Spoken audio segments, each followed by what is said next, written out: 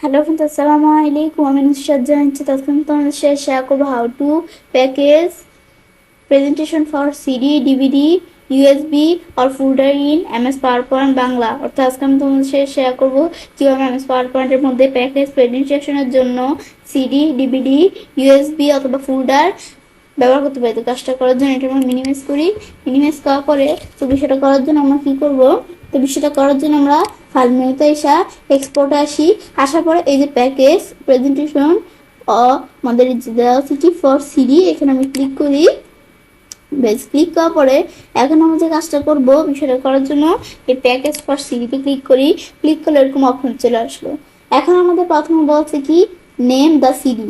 আমরা যে সিডিটা তৈরি করবো সেটা আমাদের নামটা কি থাকবে প্রেজেন্টেশনটা দিয়ে, তো এটা আমাদের নাম দিতে পারি। তো আমার প্রেজেন্টেশন এই সিডি দেওয়া আছে, তোমরা সেটা চেঞ্জ করে দিতে পারো।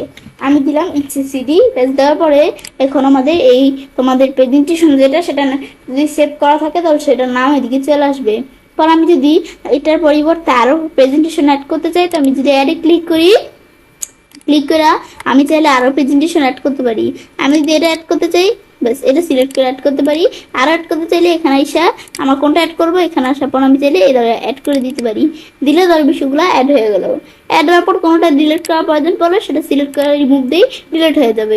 ব্যাস, পরে আমরা আবার অপশনসে এসে ক্লিক করতে পারি। আমরা যদি এখান থেকে কোনো প্রেজেন্টেশনের মধ্যে পাসওয়ার্ড দিতে চাই বিষয়টা কাজ করার জন্য, তো অপশনসে এসে এই যে পাসওয়ার্ড দেওয়া আছে আমি চাইলে পাসওয়ার্ড দ্বারা বিষয়গুলো করতে পারি।